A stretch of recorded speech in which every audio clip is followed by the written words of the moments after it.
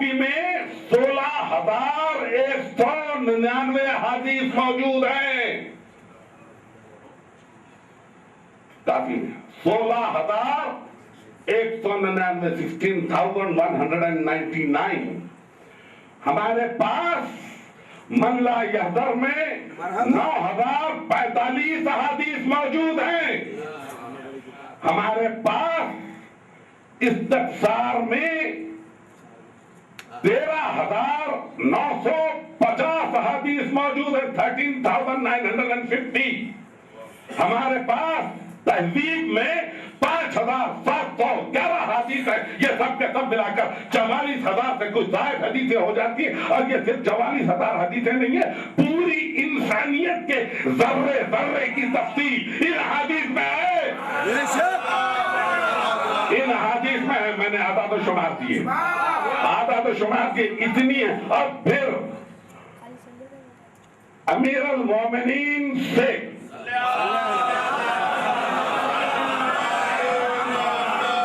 امام حسن عسکری علیہ السلام تک 260 کتابیں ہیں. 260 کتابیں معصومین کی لکھی ہوئی. انا مدینۃ العلم ولی بابھا. دروازے کے بعد دروازہ، دروازے کے بعد. یہ دروازے کئی نہیں ہے، ایک ہے. ایک نظر آپ کو شگفتہ کر دوں، ذہن بوجھل نہ ہو جائے. عبد الرحمن جامی کی بہن سے ایک شخص عبداللہ ہرمزی نے شادی کی. عبداللہ ہرمزی محمد و اہل محمد کے چاہنے والے تھے، اور وہ مجالس کو لکھ کر بیان کیا کرتے تھے. اس کو روضہ خوانی کہتے تھے. وہی روضہ خوانی حال حال میں 100 برس پہلے تک ہمارے درمیان بھی رائج رہی کہ ہمارے ذاکرین اسے دیکھ کے پڑھتے رہے. یہ روضہ خوانی وہاں سے یہاں تک آئی ہے. اس زمانے میں کسی نے چاہا کہ ان کو تھوڑا سا دیکھے تو صحیح کہ ان کا عقیدہ کیا ہے اور یہ کہاں تک رہتے ہیں. تو انہوں نے آ کے ان سے سوال کیا، یہ پوچھا کہ سرکار مدینۃ العلم ہے؟ تو کہا ہاں اس میں کیا شک. اور علی دروازہ ہے؟ تو کہا اس میں بھی کیا شک ہے، پوری حدیث موجود. کہا سرکار کے پاس جبرائیل آتے تھے؟ کہا ہاں آتے تھے جبرائیل. کیا آپ کو یقین نہیں؟ کہا مجھے تو یقین ہے، لیکن میں یہ پوچھنا چاہتا ہوں کہ کیا علی کے پاس بھی جبرائیل آتے تھے؟ تو کہا ہاں. سرکار کے پاس ایک مرتبہ آتے تھے، علی کے پاس پوچھا وہ کیسے ایک مرتبہ جاتے ہوئے ایک مرتبہ آتے ہوئے؟ ہم اس فکر کے عادی نہیں ہیں. یہ تو میں نے آپ کو ایک واقعہ سنا کہ ہم اس فکر کے عادی نہیں ہیں. مگر ہم جب فکر آپ کو دیتے تو یوں نہیں دیتے.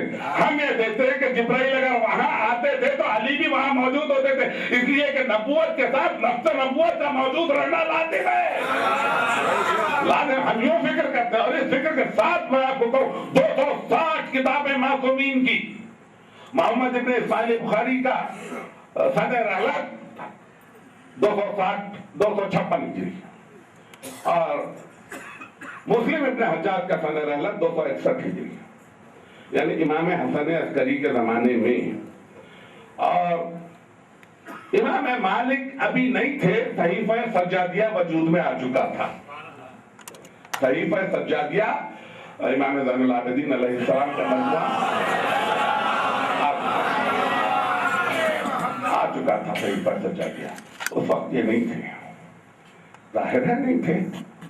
مگر حر عاملی کی وسائل الشیعہ پر مصر کے شیخ الجامعہ محمد سلطوت نے مقدمہ لکھتے ہوئے یہ لکھا وسائل الشیعہ پر کہ آج مجھے یہ افتخار حاصل ہے کہ میں شیعہ فقہ کی کتاب پر مقدمہ لکھ رہا ہوں. اس سے مجھے یہ سمجھ میں آیا کہ شیعہ فقہ کو دیکھے بغیر کوئی شخص مسلمان نہیں رہ سکتا.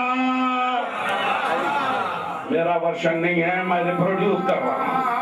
میں صرف ریپروڈیوس کر رہا ہوں. جامعہ ازہر کے شیخ الجامعہ نے لکھا، ظاہر ہے وہ میرے ہم مسلک نہیں ہے، میرے ہم مسلک نہیں، مگر انہوں نے لکھا. میں آپ کو بتلاؤں کہ ہمارا تعارف کچھ یوں نہیں ہوتا کہ میرے باپ فلاں بادشاہ تھے، ان کے باپ یہ فلاں بادشاہ تھے، ان کی سلطنت وہاں تھی، ہم ان کی سلطنت. ہم اپنے آپ کو اس طرح سے آپ سفر کرتے جائیں تو علامہ ہلی ہے، ہم میں محقق ہلی ہے، ہم میں تقی مجلسی ہے، ہم میں باقر مجلسی ہے، ہم میں نور اللہ شوستری ہے، ہم میں یہ ہے یہ ہے ہمارا علمی تعارف، یہ ہے ہمارا علمی تعارف. ہو چکی تقریر، یہ آخری لمحے، یہ آخری لمحے 7 منٹ اور پھر میں 4-5 منٹ آپ کے لیے ان جملوں کو آپ محفوظ رکھیں. میں ایک بات پوری گفتگو کر چکا، ایک چھوٹا سا ہے. ہماری مجبوری سی مجبوری ہے، یہ ہماری بڑی مجبوری ہے کہ ہم مادہ مظلوم کیے بغیر رہ نہیں سکتے. یہ ہماری مجبوری فطری نہیں ہے. جبھی ابھی میں کہہ چکا کہ انسان کے حسب کو دیکھ کے اس کے نسب کا پتہ چلا ہے. ہمارے حسب میں بھی محبت ہے علی اور ہمارے نسب میں بھی محبت ہے، اس لیے ہم کچھ ہمارے نسب سے بھی مجبور ہیں، حسب سے بھی مجبور ہیں، سوائے مدح کے اور کوئی ہم کو کام نہیں ہے. لیکن یہ شاید میں نہیں سمجھتا کہ میں نے تو آپ تک کی بات کبھی نہیں پہنچائی اتنی تک. آپ بہت سے علماء و ذاکرین کو سنتے ہیں، ان میں سے یقیناً آپ تک یہ بات پہنچی ہوگی. میں نے تو اپنی طویل عرصے میں کبھی آپ کے سامنے یہ بات نہیں پڑھی کہ عموماً یہ کہا جاتا ہے کہ سرکار کی نعت پہلے حسان بن ثابت نے کہی. عموماً یہ کہا حسان نے بھی کہی ہے، مگر سرکار کی نعت پہلی نعت کرنے والے شاعر کا نام ہے حضرت ابو طالب.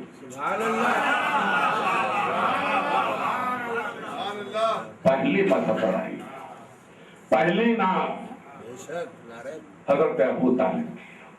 اس کے بعد آپ کو بتاؤں حسان نے نعت کہاں کہی اور نعت کہنے کے سلسلے میں کیا ہوا.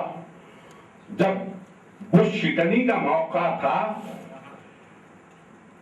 سرکار کے کندھوں پہ علی تھے اور بتوں کو توڑ رہے تھے، تو اس وقت حسان بن ثابت نے بے ساختہ قصیدے میں یہ کہا کہ میں نور کے کندھوں کو نور کے کندھوں پہ نور کو دیکھ رہا ہوں، اور آج کے بعد کبھی دنیا میں بت شاید نہ پنپ سکے.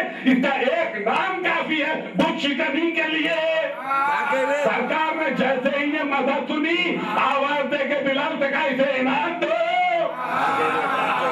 میں کہاں پہنچنا چاہ رہا ہوں، میں کہاں پہنچنا چاہ رہا ہوں، میں وہاں سے چل رہا ہوں کہ پہلی مذہب پر انعام کا سلسلہ سرکار رسالت سے ہے.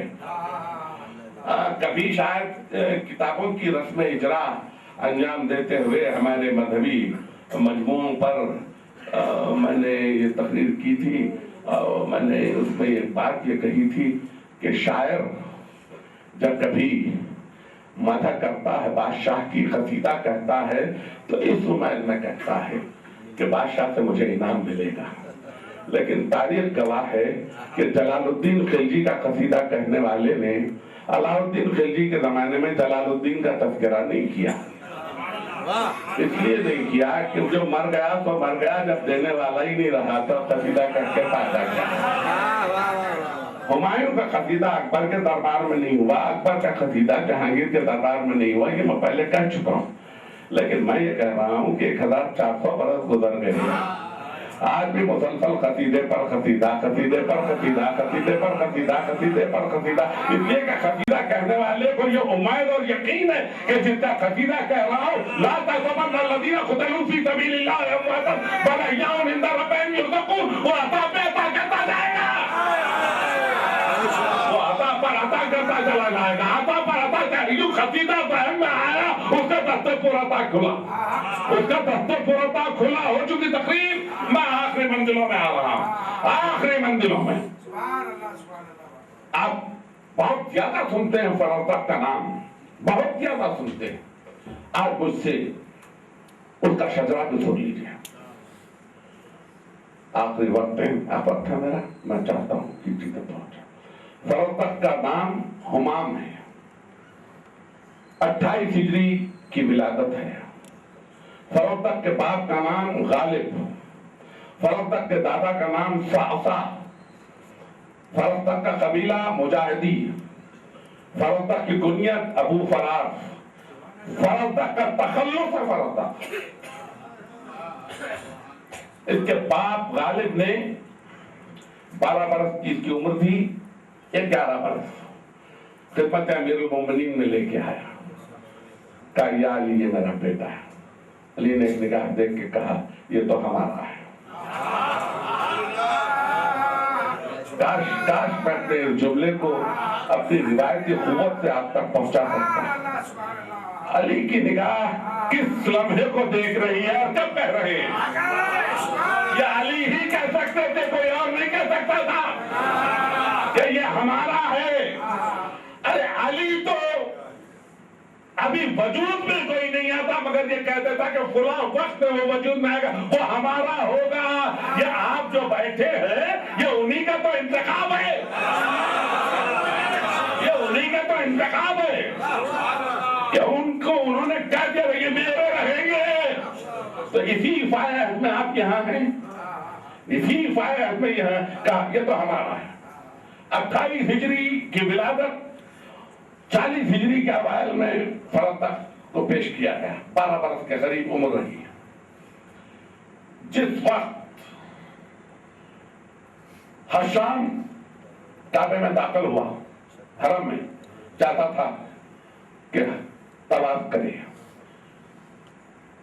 داخل نہ ہو سکا، بڑی مشکل سے اس نے طواف کو مکمل کیا۔ اس کے بعد چیخنے لگا مجھے نکالو، میرا دم گھٹ رہا ہے، مجھے نکالو، مجھے نکالو، مجھے نکالو۔ اسے نکالا گیا، ظاہر دم تو گھٹے گا ہی، دم تو گھٹے گا ہی۔ منزل نور پہ جا کے باطل کا تو دم گھٹتا ہی ہے، تاریکیوں کا تو دم گھٹتا ہی ہے، آپ کے قریب پہنچ کے باطل کا تو دم گھٹتا ہی ہے نا۔ کیا مجھے نکالو، میرا دم گھٹ رہا ہے۔ نکالا گیا، اللہ کرے کرسی پہ اس کو کھڑا کر دیا گیا۔ اس کے پہلو میں ایک شخص کھڑا تھا، اس نے پوچھا نہیں، ایسے میں ایک جوان داخل ہوا تو مجمع یوں پھٹا کہ جیسے موسیٰ کے عصا سے نیل لپٹی، نیل لپٹی، داخل ہوا، طواف کیا، حضرت اسود کو بوسہ دیا۔ ایک شخص اس کے پہلو میں کھڑا تھا، اس نے پوچھا یہ کون ہے کہ جس کے خاطر مجمع ایسا ہٹا؟ تو میں نہیں پہچانتا، پہچان میں نہیں پہچانتا، پہلو میں فروتق تھا۔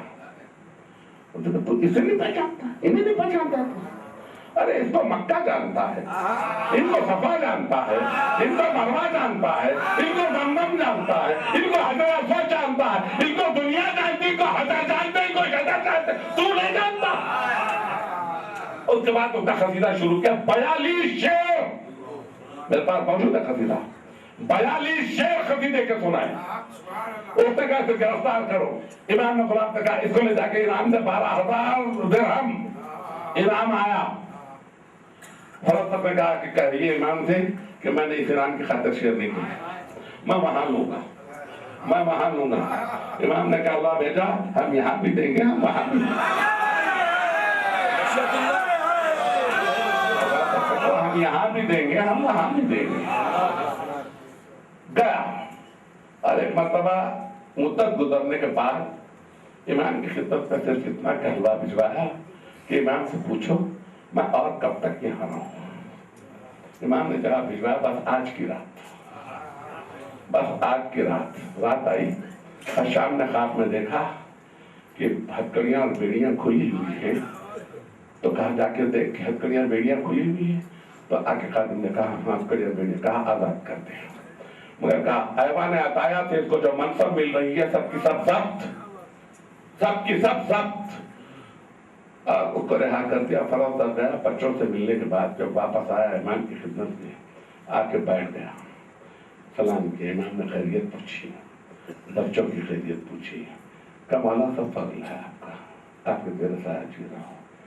کہا فروتق تمہیں بڑا رنج ہو رہا ہوگا، ایوان عطایا کی منصب بند ہوئی، کہا نہیں فرزند رسول، میری نگاہ کبھی ایوان عطایا کی منصب پہ تھی ہی نہیں، تھی ہی نہیں۔ اور اس کے بعد پوچھا کتنی رقم ملتی تھی، اس نے شرم سے سر جھکا لیا۔ کہ میں کیا کہا میں جانتا ہوں مگر تو کہہ میں جانتا ہوں مگر تو کہہ اتنا رقم بتلائی تو غلام سے کہا جا کے 40 برس کی رقم لا کے فرزدہ کے سامنے رکھ. اب جملہ ہے میرا, اب میں جملہ. اس کے بعد امام نے فرمایا فرزدہ اگر تو 1 سال اور زیادہ زندہ رہنے والا ہوتا تو میں اور دیتا. علی نے کہا یہ میرا ہے یا علی ابن الحسین کہہ رہے کہ اگر 40 سال کے بعد بھی زندہ رہتا تو میں دیتا. ہے تو بات ان کی بھی نگاہ میں ان کی بھی نگاہ میں. آپ محسوس کر رہے ہیں, محسوس کر رہے ہیں, ایک علی سے دوسرے علی تک کی پہنچا. آگے امام محمد باقر بڑی تنگ زندگی ہو گئی تھی مولا کی, بڑی تنگ کر دی گئی تھی زندگی. کئی کئی دن گزر جاتے دانا نہ پہنچتا, کئی دن گزر جاتے مگر دانا نہ پہنچتا. آل محمد پر زندگی اتنی تنگ کر دی گئی. ایسے میں کمائد یہ نام یاد رکھیے. کمائد نے بے ساختہ گلی میں آ کے امام باقر کی قصیدہ پڑھنا شروع کیا آل محمد کا. بچوں نے سنا کمائد کا قصیدہ, آل محمد کے گھرانے کے بچوں نے کمائد کا قصیدہ سنا. آ کے امام سے کہا فرزند رسول کمائد ہمارا قصیدہ پڑھ رہا, بہت دنوں کے بعد ایک شاعر قصیدہ پڑھ رہا. فرزند رسول اسے کچھ دے دیجئے نا, اسے کچھ دے دیجئے نا. امام سر جھکائے بیٹھے تھے کہ تم لوگ جو چاہو تو دے دو, تم لوگ جو چاہو تو دے دو. انہوں نے اونٹ کی ایک چھال اٹھائی اور سب کے گھروں میں ایک کے بعد ایک جاتے رہے کہ ہمارا شاعر قصیدہ پڑھا, کچھ اس کو دے دو. کسی نے زیور دیا, کسی نے کانوں کی بالیاں دی, کسی نے اپنی پہنچیاں دی. جب سب کچھ جمع ہو چکا تو لا کے امام کی خدمت میں رکھ دیا. امام نے کہا کمائد کو بلاؤ. بلا کے کہا کمائد تجھے اللہ اچھا رکھے, تو نے ہماری بڑی مشکل وقتوں میں نصرت کی ہے, یہ لے جا. اب ہمارے پاس بہت زیادہ نہیں رہا کمائد, یہ بیویوں نے کچھ تیرے لیے بھیجا ہے, ہمارے بچوں نے جمع کر لیا ہے کمائد, یہ لے جا. تو اس کے بعد اس نے ایک مرتبہ نگاہ کی, کہا فرزند رسول یہ فیضانیوں کا زیور, فرزند رسول یہ فیضانیوں کا زیور, فرزند رسول اسے بڑا جلدی ڈھانک دیجیے, میری نگاہ نہیں پڑنا چاہتی. فرزند رسول میں چہرے کو موڑو, فرزند رسول ان زیوروں پر کوئی کپڑا ڈال دی. میں اور فیضانیوں کے زیور پہ نگاہ کر اب کیا کروں بتاؤ.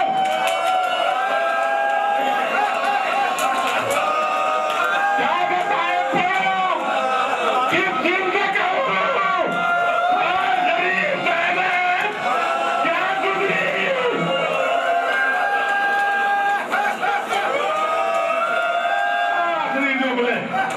آخری جملے بس میں انہیں جملوں تک پہنچنا چاہتا تھا, میں انہیں جملوں تک پہنچنا چاہتا تھا.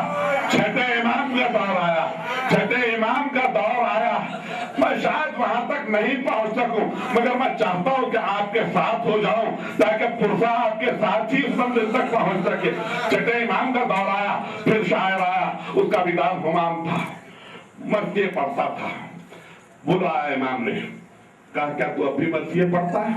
کہا فرزند رسول میری زندگی تو اسی میں گزری ہے, میری زندگی اسی میں گزری ہے فرزند رسول. امام نے کہا پردہ بندھواؤ اور حلوہ بھجا کہ میرے جب کا مرثیہ ہو رہا ہے, آئے اور بیٹھ جائیں. بیویاں آ کے پتے پردہ بیٹھ گئی, اس نے مرثیہ شروع کیا. ایک مرتبہ امام چیخ مار کے روئے, امام چیخ مار کے روئے. اس نے مرثیے کو روکا, کہا روکا کیوں؟ کہا مولا آپ رو رہے ہیں, مولا آپ رو رہے ہیں. کہا جاری رکھ, مرثیے کو جاری رکھ. اس نے مرثیے کو جاری کیا, مرثیے کو جاری کیا اس میں, اور اس کے بعد ایک مرتبہ پتے پردہ سے بیویوں کے رونے کی آواز آئی. اس نے مرثیے کو روکا, پوچھا روکا کیوں؟ کیا فرزند رسول بیویاں رو رہی ہیں, بیویاں رو رہی ہیں. کیا جاری رکھ, تجھے نہیں معلوم میری جگہ باتیں رہ جائے گا,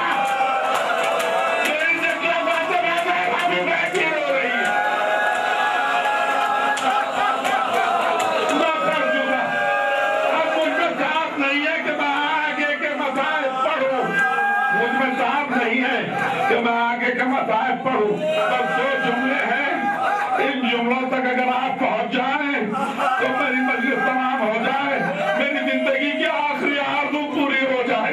یہ 2 جملے ہیں میری آرزو، بس اتنے میں پڑھنا چاہتا ہوں۔ عزیزو، کتنی گرمی تھی عاشور کو، کتنی گرمی تھی عاشور کو۔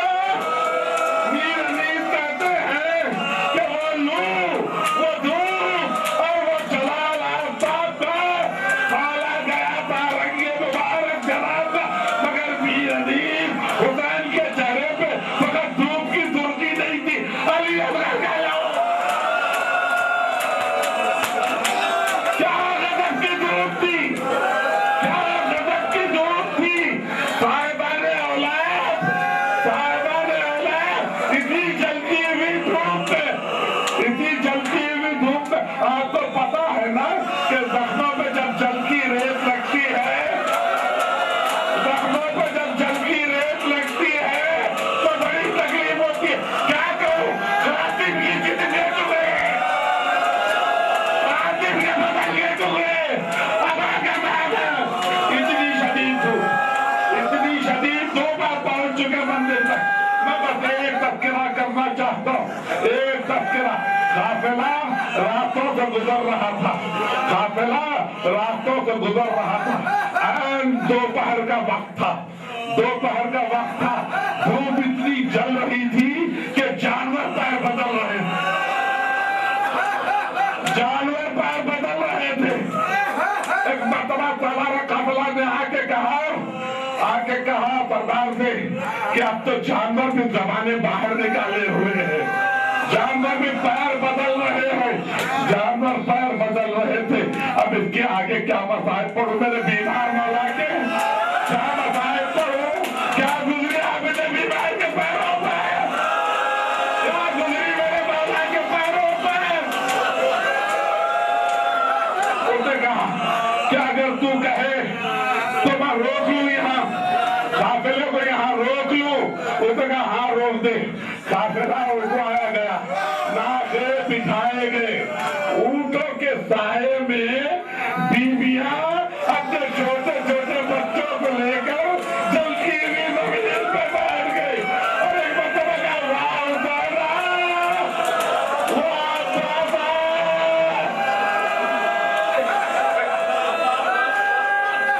سردار کے لیے خیمہ لگایا گیا، یہ آخری جملہ، سردار کے لیے خیمہ لگایا گیا۔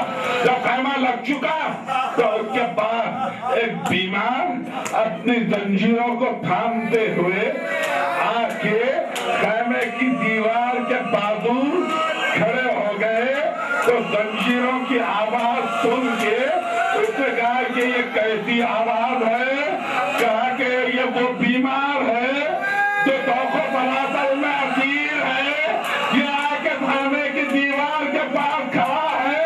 اس نے کہا اس کو لے جاؤ اور دھوپ میں کھڑا کرو، آج سے دینا جلدی دینا، جلدی دینا۔